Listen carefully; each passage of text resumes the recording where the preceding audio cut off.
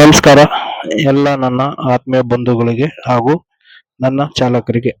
ಇಲ್ಲಿ ಇರೋದಿಷ್ಟೇ, ನಾನು ಬೇಗ ಹತ್ರಿ ಅಂದಿದ್ದು ಒಂದು ದೊಡ್ಡ ವಿಚಾರ ಇಟ್ಕೊಂಡು ಈ ಮೇಡಮ್ನವರು ನನ್ನ ಮೊಬೈಲ್ ಅನ್ನ ತೆಗೆದು ಬಿಸಾಕ್ತಾರೆ.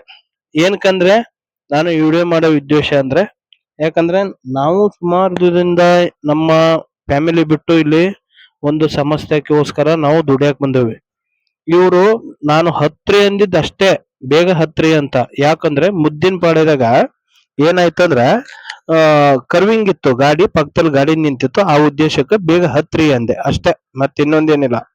ವಾದ ಬೀದಿ, ನಾವು ಕೊಟ್ರೆ ಸಂಬಳ ನಿಮಗೆ, ನಮ್ಮ ದುಡ್ಡಿಂದ ನೀವು ಬದುಕ್ತಾ ಇರೋದು, ನಿಮ್ಮ ದುಡ್ಡಿಂದ ನಾವಲ್ಲ ಅಂತ ಅಂದ್ಮ್ಯಾಕ ನಾನೇನ್ ಮಾಡಿದೆ, ಅವ್ರ ಫೋಟೋ ತೆಗದ್ಮ್ಯಾಕ ನಾನು ಸುಮ್ನೆ ಆಗ್ಲಿಲ್ಲ, ನಾನು ವಿಡಿಯೋ ಮಾಡಿದೆ. ಮುಂದೆ ಏನಾಗುತ್ತೆ ಅನ್ನೋದೊಂದು ವಿಚಾರಕ್ಕೆ ನಾನು ಅಕ್ಕ ಅಂತ ಅದನಿ, ಆಮೇಲೆ ಮೇಡಮ್ ಅಂತ ಅದನಿ. ಅವರಿಗೆ ರೀತಿ ಕೊಟ್ಟು ಕ್ಲೀನ್ ಆಗಿ ಮಾತಾಡ್ತಾ ಇದೀನಿ. ಬಟ್ ಅವ್ರು ಏನ್ ಮಾತಾಡ್ತಾ ಇದಾರೆ ಅಂದ್ರೆ ಫುಲ್ ಟುಸ್ಕ ಪುಸ್ಕ ಇಂಗ್ಲಿಷ್ ಅಲ್ಲೇ ಮಾತಾಡ್ತಿರೋದು. ಬಟ್ ಏನಪ್ಪಾ ಅಂದ್ರೆ ನಮ್ಗೆ ಅಷ್ಟು ಇಂಗ್ಲಿಷ್ ಬರಲ್ಲ ಮಾತಾಡೋದಕ್ಕನ್ನೋ ಒಂದು ಉದ್ದೇಶಕ್ಕೋಸ್ಕರ ಈ ವಿಡಿಯೋನ ಇದನ್ನ ಶೇರ್ ಮಾಡ್ತಾ ಇದೀನಿ. ಬಟ್ ಅವರು ನಿನ್ನೆ ಮಾತಾಡಿರೋ ವಿಚಾರಕ್ಕೆ ಬೇರೆ ಯಾರ ಡ್ರೈವರ್ ಆಗಿದ್ರೆ ದೊಡ್ಡ ಜಗಳ, ದೊಡ್ಡ ಹೊಡೆದಾಟ ಏನೋ ಗೊತ್ತಿಲ್ಲ. ನಾವು ಉತ್ತರ ಕರ್ನಾಟಕದಲ್ಲಿ ನಮಗೆ ಒಂದು ಹೆಣ್ಮಕ್ಳು ಅಂದ್ರೆ ರೆಸ್ಪೆಕ್ಟ್, ಮತ್ತೆ ನಮ್ಮ ಅಕ್ಕ ತಂಗಿರ್ತಾರ. ನಾವು ಯಾವಾಗೂ ಈ ತರ ಅಸಭ್ಯ ರೀತಿ ಯಾರಿಗೂ ಮಾತಾಡಿಲ್ಲ, ನಾವು ಮಾತಾಡೋದಿಲ್ಲ.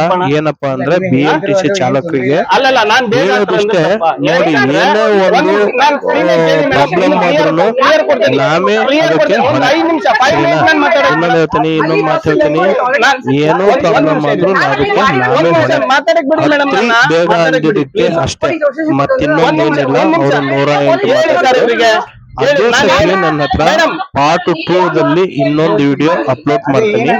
ಬಟ್ ಏನಪ್ಪಾ ಅಂದ್ರೆ ನಮ್ಮ EV ಬಸ್ ಚಾಲಕರಿಗೆ ಬೆಂಗಳೂರಿನಲ್ಲಿ ಬರೋದಿ ಎಳ್ಳಂಚು ಇಲ್ಲ.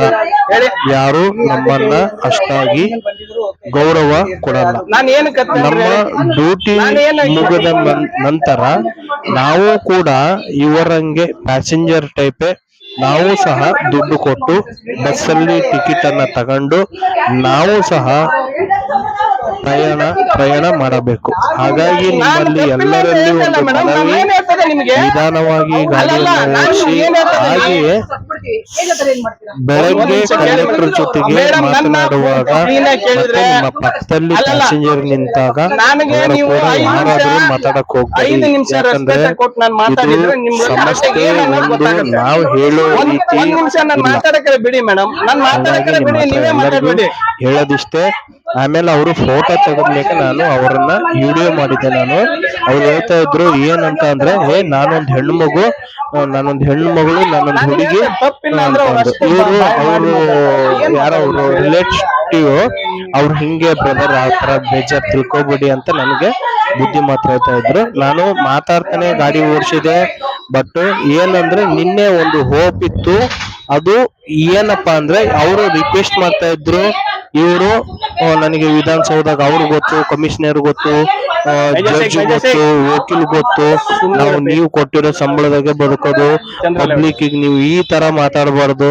ನಾನ್ ಮಾತಾಡಿರೋದು ಇಷ್ಟೇ, ಬೇಗ ಹತ್ರಿ ಮೇಡಮ್ ಅಂತ ಒಂದೇ ಉದ್ದೇಶಕ್ಕೆ. ಯಾಕಂದ್ರೆ ನಿನ್ನೆ ಸಂಜೆ ಮುದ್ದಿನ ಪಾಳ್ಯದಲ್ಲಿ ಏನಾಗುತ್ತೆ ಅಂದ್ರೆ ಡೌನ್ ಇದೆ, ಹಂಗಾಗಿ ನಾನು ಒಂದ್ ಸ್ವಲ್ಪ ಬೇಗ ಹತ್ರಿ ಅಂತ ಒಂದು ಉದ್ದೇಶಕ್ಕೋಸ್ಕರ ಇವ್ರ ಹತ್ರ ರಿಕ್ವೆಸ್ಟ್ ಮಾಡ್ಕೊಂಡೆ. ಆಮೇಲೆ ಅದ ನಂತರ ಕಂಡಕ್ಟರ್ ಕೈಗೆ ವಾಗದಾಳಿ ನಡೀತು, ಹೆಂಗೆ ಬೇಕಂಗೆ ನಡೀತು. ಅದಕ್ಕೋಸ್ಕರ ನಾವು EV ಬಸ್ ಓಡಿಸುವಾಗ ಎಷ್ಟೋ ಜಾಗೃತವಾಗಿದ್ರು ಕಷ್ಟ. ಹಂಗೆ ನಿಮಗೊಂದು ಇನ್ನೊಂದು ಮಾತು ಹೇಳಕ್ ಇಷ್ಟಪಡ್ತೀನಿ. ದಯವಿಟ್ಟು ಬೆಂಗಳೂರಿಗೆ ಬರುವಾಗ ನೀವು ಏನೆಲ್ಲ ತಿಳಿದುಕೊಂಡು ಬಂದಿರ್ತೀರೋ ಆ ರೀತಿ ಯಾವುದೂ ನಡೆಯಲ್ಲ, ಸರಿನಾ? ಯಾವುದೇ ಡ್ರೈವರ್ ಆಗ್ಲಿ ಬೆಂಗಳೂರಿಗೆ ಬರಬೇಕಾದ್ರೆ 100 ಸತಿ ವಿಚಾರ ಮಾಡಿ ಈ EV ಬಸ್ಸಿಗೆ ಡ್ರೈವಿಂಗ್ ಮಾಡಕ್ಕೆ ಬರಲು ಇಷ್ಟಪಡುತ್ತೇನೆ. ಇದು ನಮ್ಮ EV ಬಸ್ ಚಾಲಕರ ಸಂಕಟ 108 ಆದರೆ ಒಂದು ಕಡೆಗೆ 2 ವೀಲರ್ನರ್ದು, ಆಮೇಲೆ ಆಟೋದರ್ದು. ನಮ್ಮ ಗಾಡಿ 58 ಫೂಟು ಲೆಂತ್ ಇರುತ್ತೆ. ನಾವು ಮಿರರ್ ನೋಡಿ ಗಾಡಿ ಓಡಿಸುವಾಗ ಸಡನ್ಲಿ ಬಂದರೆ ಅಜಾಗೃತವಾಗಿ ಟಚ್ ಆದರೆ ಅದಕ್ಕೆ ಕಟ್ಟಿಕೊಡೋದು ಸಹ ಅಲ್ಲಿ ಇವರು ನಮ್ಮ ಎಕ್ಸಿಡೆಂಟ್ ಸೂಪರ್ವೈಸರ್ ಆಗ್ಲಿ ಮ್ಯಾನೇಜರ್ ಆಗ್ಲಿ ಬಂದ್ರು ಅಲ್ಲಿ ರಿಲೀಸ್ ಮಾಡಿಸ್ತಾರೆ ಗಾಡಿನ. ಅವ್ರಿಗೆ ಬೇಕಾಗಿರುತ್ತೆ ಗಾಡಿ ರಿಲೀಸ್ ಮಾಡಿಸ್ತಾರೆ. ಬಟ್ ಏನಪ್ಪಾ ಅಂತಂದ್ರೆ ವಿಚಾರ, ಎಲ್ಲಾ ಪೆನಾಲ್ಟಿ ಬೀಳೋದು ಡ್ರೈವರ್ ತಲೆ ಮೇಲೆ. ಇದೊಂದು ತಲೆಗಿಟ್ಕೊಳ್ಳಿ, ಎಲ್ಲಾ ಬೀಳೋದು ನಮ್ಮ ಡ್ರೈವರ್ ತಲೆ ಮೇಲೆ. ಯಾಕಂದ್ರೆ ನಾವು 108 ಆಕಾಂಕ್ಷೆಗಳನ್ನ ಒಂದು ಬದಿಗೆ ಇಟ್ಟು ನಾವು public servant driver BMTC Bengaluru ಮಹಾನಗರ ಪಾಲಿಕೆಯ ಬಸ್ ಅನ್ನ ಓಡ್ಸಕ್ಕೆ ಬಂದಿದ್ದೇವೆ ಅಷ್ಟೇ, ನಮಗ್ ಗೊತ್ತಿರೋ ವಿಚಾರ. ಆಮೇಲೆ ನಮ್ಮರೇ ನಮಗೆ ರಫ್ ಅಂಡ್ ಟಫ್ ಆಗಿ ಗಾಡಿ ಓಡಿಸ್ತಾರೆ.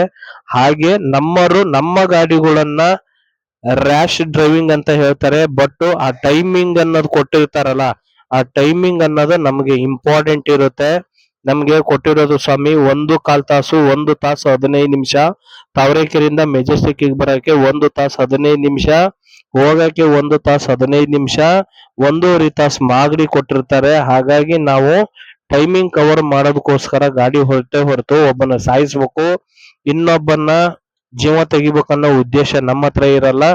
ಹಾಗೆ ನಮ್ಮ ಟೆಕ್ನಿಷಿಯನ್ಗಳದ್ದು ಹೇಳ್ಬೇಕಂದ್ರೆ ಅವರಿಗೆ ಮೆಟೀರಿಯಲ್ ಬಂದ್ರೆ ಮಾತ್ರ ಗಾಡಿಗಳನ್ನ ರೆಡಿ ಮಾಡ್ತಾರೆ, ಇಲ್ಲ ಅಂದ್ರೆ ಯಾವುದೇ ಕಾರಣಕ್ಕೂ ಗಾಡಿಗಳನ್ನ ರೆಡಿ ಮಾಡಲ್ಲ. ನಿಮ್ಗೆ ಇನ್ನೊಂದು ಹೇಳೋದು ನಮ್ಮ UV ಬಸ್ ಚಾಲಕರಿಗೆ ಏನಪ್ಪಾ ಅಂತಂದ್ರೆ, ಬಟ್ ಗಾಡಿ ತೆಗೆಯುವಾಗ ಗಾಡಿ ಟು ಗಾಡಿ ಎಕ್ಸ್ಚೇಂಜ್ ಆದಾಗ ದಯವಿಟ್ಟು ನಿಮಗೆ ಏನಾರ ಪ್ರಾಬ್ಲಮ್ ಬಂದ್ರೆ ರ್ಯಾಂಪಿನಲ್ಲಿ ಹಾಕಿ ಗಾಡಿಗಳನ್ನ ಚೆಕ್ ಮಾಡಿಸಿಕೊಂಡು ಮಿರರ್ ಅಡ್ಜಸ್ಟ್ ಮಾಡಿ, ನಿಮಗೆ ಬ್ರೇಕ್ ಸಮಸ್ಯೆ ಇದ್ದರೆ ಏರು ಮತ್ತೊಂದು ಮುಗ್ದೊಂದು ಏನೋ ಒಂದು ಪ್ರಾಬ್ಲಮ್ ಇದ್ದರೆ ವಿತಿನ್ ಸೆಕೆಂಡ್ ಅಲ್ಲಿ ಗೇಟ್ ಅಲ್ಲಿ ಕಂಪ್ಲೀಟ್ ಅನ್ನ ಬರೆಸಿ ನೀವು ಅವ್ರಿಗೆ ಹೇಳ್ತಕ್ಕದ್ದು. ಹಾಗೆ ಇನ್ನೊಂದು ಮನವಿ ಮಾತು, ನಮ್ಮ ಗಾಡಿಗಳಲ್ಲಿ ಎಲ್ಲರೂ ಒಂದೇ ರೀತಿ ಇರಲ್ಲ. ಸ್ಮೂತ್ ಆಗಿ ಗಾಡಿ ಹೊಡೆಯರಿದ್ದಾರೆ, ರಫ್ ಅಂಡ್ ಟಫ್ ಆಗಿ ಗಾಡಿ ಹೊಡೆಯರಿದ್ದಾರೆ, ಕಂಡಕ್ಟರ್ ಮಾತು ಕೇಳಿ ಗಾಡಿ ಓಡಿಸರಿದ್ದಾರೆ. ಹಾಗಾಗಿ ನಿಮ್ಮಲ್ಲಿ ಒಂದು ಮನವಿ ನನ್ನ ಕಡೆಯಿಂದ, ಶ್ರೀ ಗುರು ಕೊಟ್ಟೂರೇಶ್ವರ ಸ್ವಾಮಿ ಯೂಟ್ಯೂಬ್ ಚಾನಲ್ ಶಿವಾಜಿ, ನಿಮ್ಮ ಪ್ರೀತಿಯ ಶಿವಾಜಿ ಡ್ರೈವರ್. ನಾನು ಯಾರಿಗೂ ಸೈಡ್ ಹೊಡೆಯಲ್ಲ, ಹಾಗಾಗಿ ನಾನು ಯಾರಿಗೂ ಕಾಂಪಿಟೇಷನ್ ಮಾಡಲ್ಲ. ಕಾಂಪಿಟೇಷನ್ ಮಾಡಕ್ ಬಂದ್ರು 1 ಸತಿ 2 ಸತಿ ಎಕ್ಸ್ಕ್ಯೂಸ್ ಕೊಡ್ತೀನಿ, 3ನೇ ಸತಿ ಸಿಕ್ಕರೆ ಫುಲ್ ಕಂಪ್ಲೀಟ್ ಬಿಡಲ್ಲ. ಇದು ಸತ್ಯದ ಮಾತು. ಏನಕ್ಕಂತಂದ್ರೆ ಎಲ್ಲರೂ ದಿನ ಬೆಳಕರಿದ್ರೆ ಮಕ ನೋಡ್ಬೇಕು. ಎಲ್ಲಿ ನೋಡ್ಲಿಲ್ಲ ಅಂದ್ರೆ ಪ್ರತಿಯೊಬ್ಬ ಡ್ರೈವರ್ UV ಬಸ್ ಓಡಿಸುವಂತ ಚಾಲಕ ಮೆಜೆಸ್ಟಿಕ್ ಪ್ಲಾಟ್ಫಾರ್ಮ್ ಅಲ್ಲಿ ಮಕ ನೋಡ್ಬೇಕು. ಜಗಳ ಇಂಪಾರ್ಟೆಂಟ್ ಅಲ್ಲ, ಹೊಡೆದಾಟ ಇಂಪಾರ್ಟೆಂಟ್ ಅಲ್ಲ, ಗಾಡಿ ಸೈಡ್ ತಿಕ್ಕಾಡೋದು ಇಂಪಾರ್ಟೆಂಟ್ ಅಲ್ಲ. ಶಾಂತಿ ಸಮಾಧಾನ ಇದ್ರೆ ನಿಮಗೂ ಅನುಕೂಲ, ನಮಗೂ ಅನುಕೂಲ, ಗಾಡಿಗೂ ಸೇಫ್ಟಿ, ನೀವು ಸೇಫ್ಟಿ.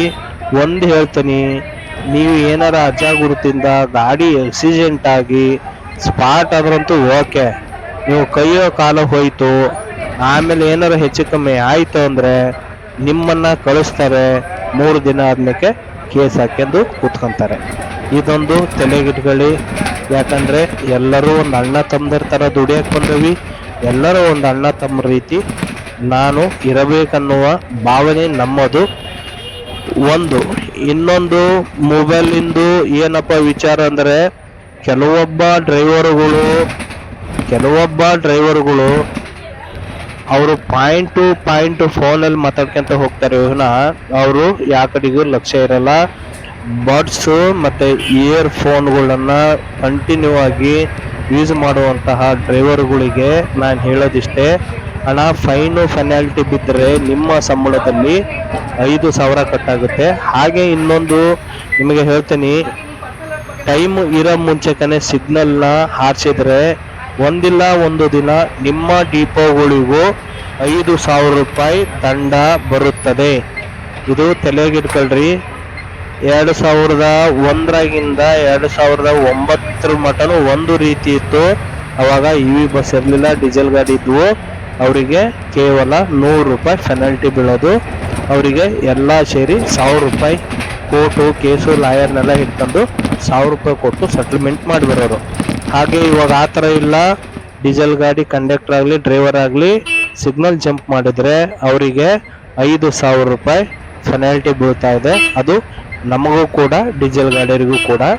ನಿಮಗೆ ಇನ್ನೊಂದು ಹೇಳ್ತೀನಿ, ನಾವು ಎಷ್ಟೋ ಗಂಭೀರತೆಯಾಗಿ ಗಾಡಿ ಓಡಿಸ್ತೇವೆ ಅಂದ್ರೂ ನಮಗೆ 2 ಕಣ್ಣಿದ್ದಾವೆ, ಲೆಫ್ಟ್ ಮತ್ತೆ ರೈಟ್. ನಮ್ಮ ಇವಿ ಬಸ್ಸಿನ ಚಾಲಕರಿಗೆ